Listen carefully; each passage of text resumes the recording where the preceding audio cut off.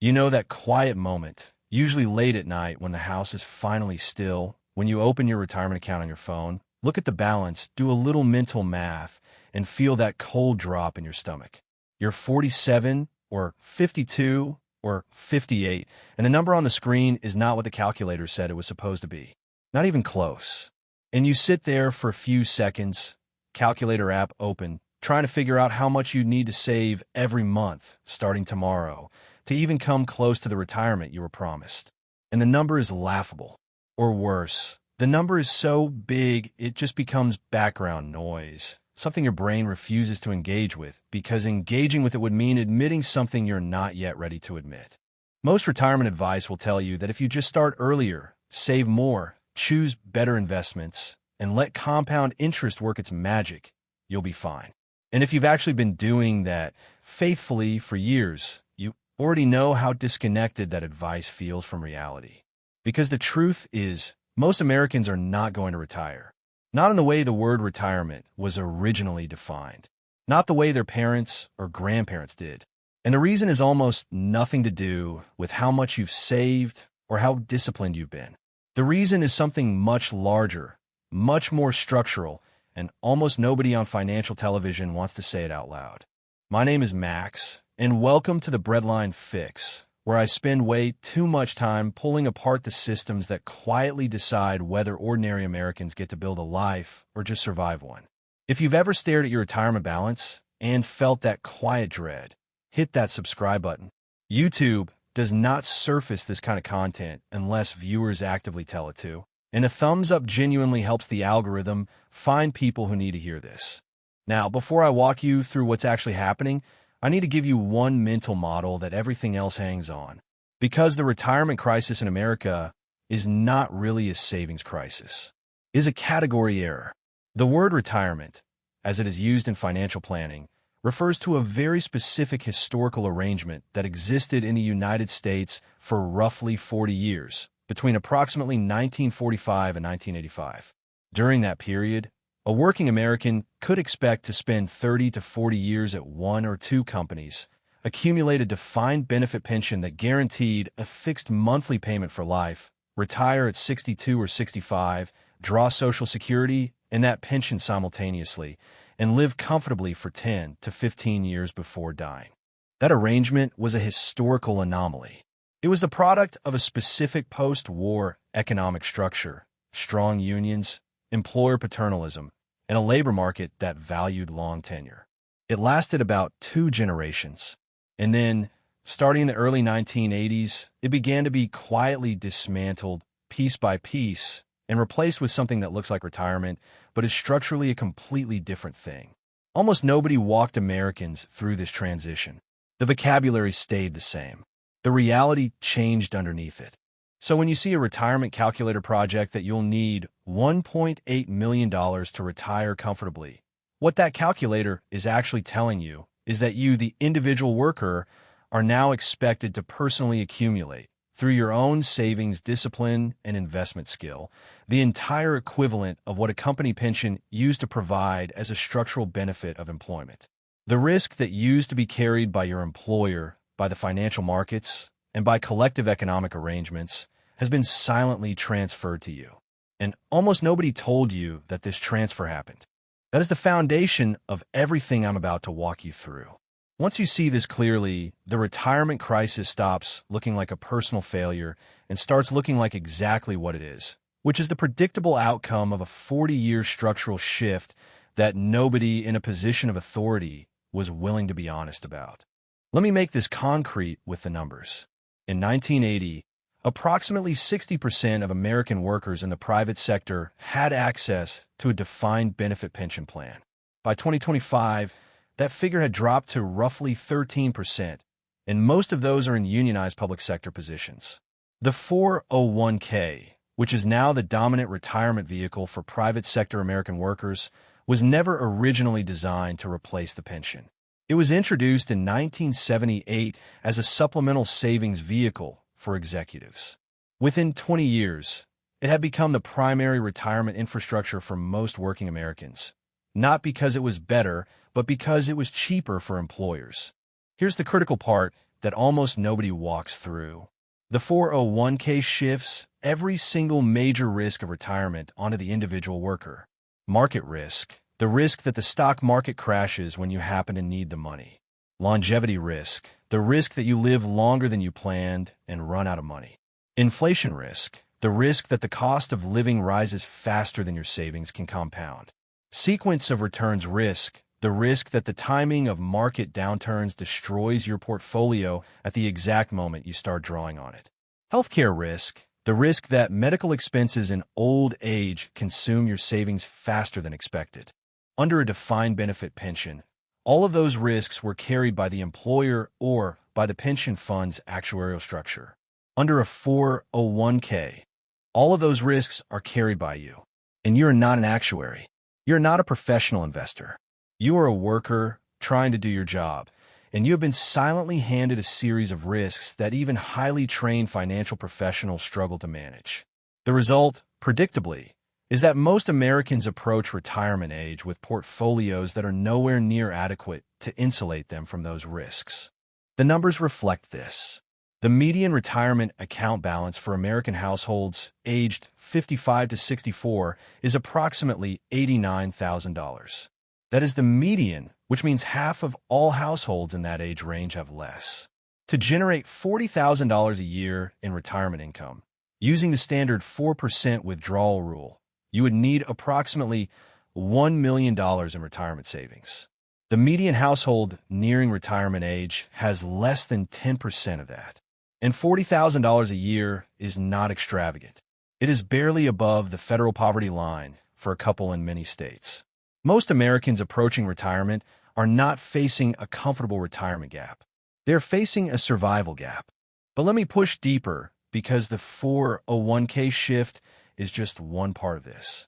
There is a second mechanism that almost nobody connects to the retirement crisis, and it might be the most important one I'm going to walk you through.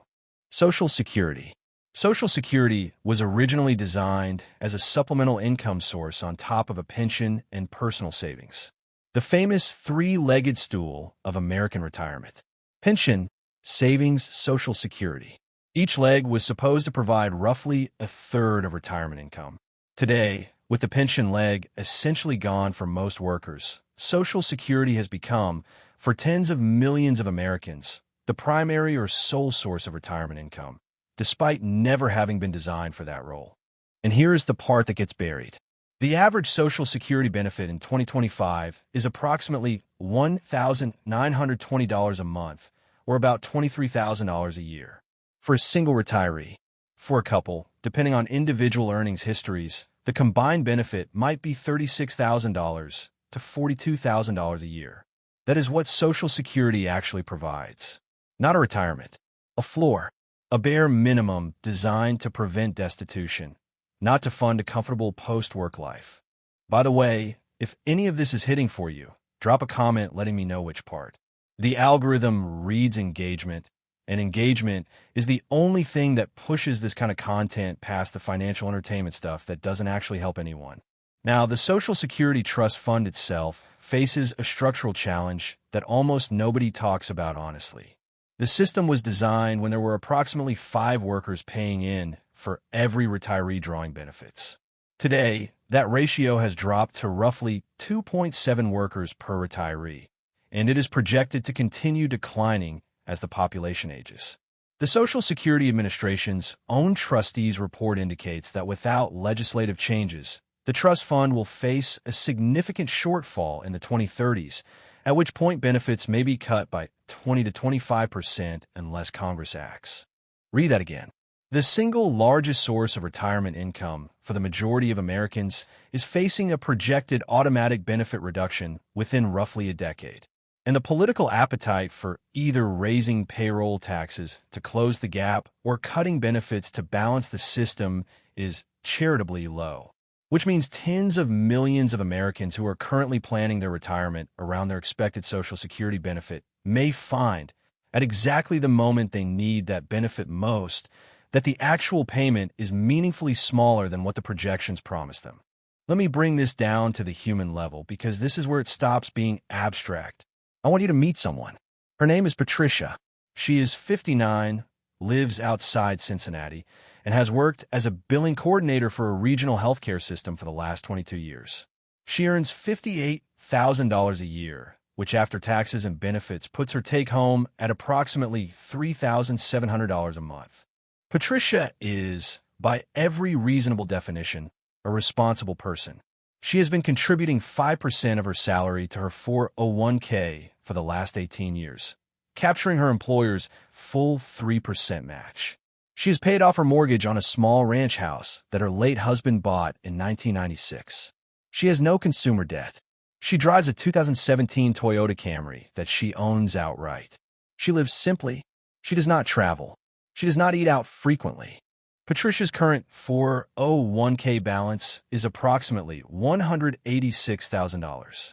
Her projected Social Security benefit at full retirement age of 67 is approximately $2,150 a month, or $25,800 a year. If she retires at 67 and applies the standard 4% withdrawal rule to her 401k, she can safely draw roughly $7,440 a year from it without running out of money over a 25-year retirement.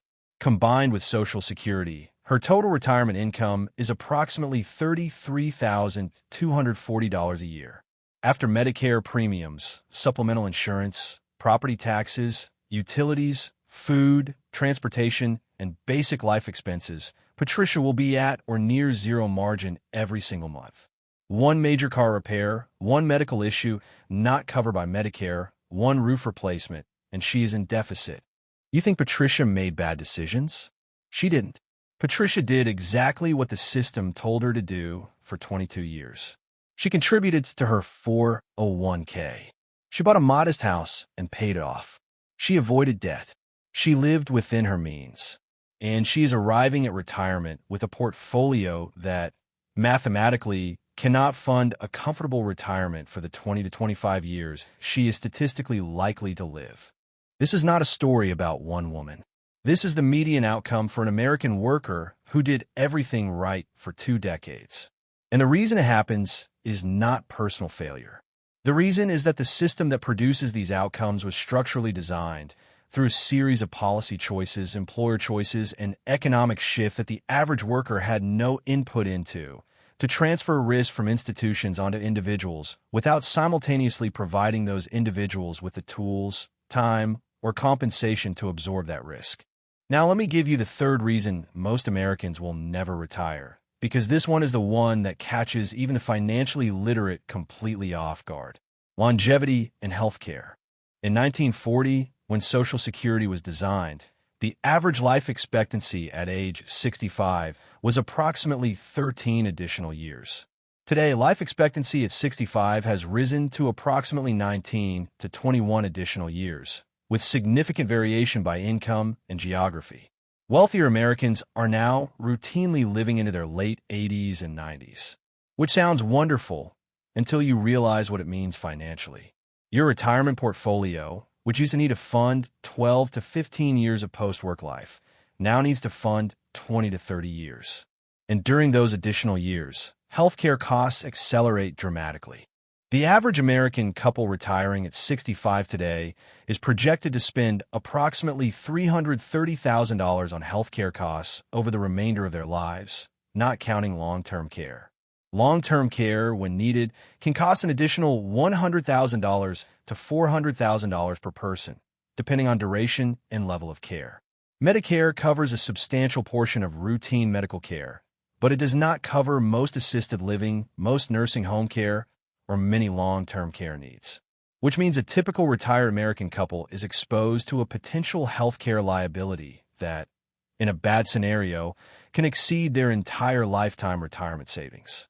This is the mathematical impossibility at the heart of the American retirement system. The median retirement portfolio is calibrated against an outdated longevity and healthcare cost model. The actual longevity and healthcare costs have risen so dramatically that the median portfolio cannot, even in optimistic scenarios, absorb them. And the result, increasingly visible in census data, is that Americans are working later, retiring with less, and dying with depleted savings in numbers that would have been unthinkable to their grandparents. I want to say something now that's going to be uncomfortable because I don't think this conversation can be honest without it. The reason this situation persists, the reason it doesn't get fixed, is that admitting the truth would require a serious political conversation about whether the United States, as a society, is willing to commit the resources necessary to provide a dignified retirement for the majority of its workers. That conversation is not happening in any serious way in either political party. Both parties prefer to maintain the fiction that personal responsibility, slightly improved financial literacy, and modest tax-advantaged accounts will be sufficient to bridge the gap. They will not be. The math is not close. And until that fiction is dropped, the policy conversation that would actually move the needle cannot begin. So what do you actually do? Because I am not going to do what most channels do, which is describe the trap and leave you sitting in it. 3 things specific, not generic. First, you need to stop planning for retirement and start planning for income reduction. The framework of full retirement, the idea that you will one day stop working entirely and live off your accumulated savings, is, for most Americans, no longer realistic. A more honest framework is partial retirement, in which you transition from full-time work to reduced work, ideally in something less physically or emotionally demanding, with the goal of bridging the gap between when you stop earning a full salary and when your portfolio plus Social Security can sustain you. Planning for partial retirement, rather than full retirement, dramatically changes the savings math in your favor and gives you a realistic target instead of an unattainable one. Second, you need to extend your earning years deliberately and strategically, not as a punishment, but as a financial tool. Every additional year of earning past 65 has 3 compounding benefits. It is another year of contributing to your portfolio rather than drawing from it. It is another year of Social Security earnings that can increase your eventual benefit. And it is another year that your portfolio compounds without withdrawals, which can dramatically extend its lifespan. The difference between retiring at 65 and retiring at 70 is not small. It is, for most Americans, the difference between running out of money in their late 70s and having a sustainable income through their late 80s. Plan accordingly. Third, you need to confront, honestly, that for most Americans, retirement will not be funded primarily by savings. It will be funded by a combination of Social Security, partial work income, lower expenses, geographic relocation to lower cost of living areas, and family support. The savings piece will be one input, not the whole. Planning around that honest framework allows you to make decisions like paying off your house, moving to a lower tax state in retirement, or maintaining marketable part-time skills that have far more impact on your actual retirement quality than incremental increases to 401k contributions you cannot afford. Look, I want to leave you with this. The reason most Americans will never retire in the traditional sense is not that they failed. It's that the traditional sense of retirement, the one we still talk about as if it were normal, was a brief historical arrangement that was quietly dismantled while the country was busy doing other things. We are now living in the aftermath of that dismantling, and no amount of personal financial discipline can fully compensate for a structural shift of that size. Understanding that does not solve the problem, but it does free you from blaming yourself for a math problem that was never going to balance. This is the kind of stuff the Breadline fix exists to pull apart. If this video helped you see retirement differently, share it with somebody else who is quietly carrying that same late-night dread. They deserve to know it isn't their fault. I'll see you in the next one.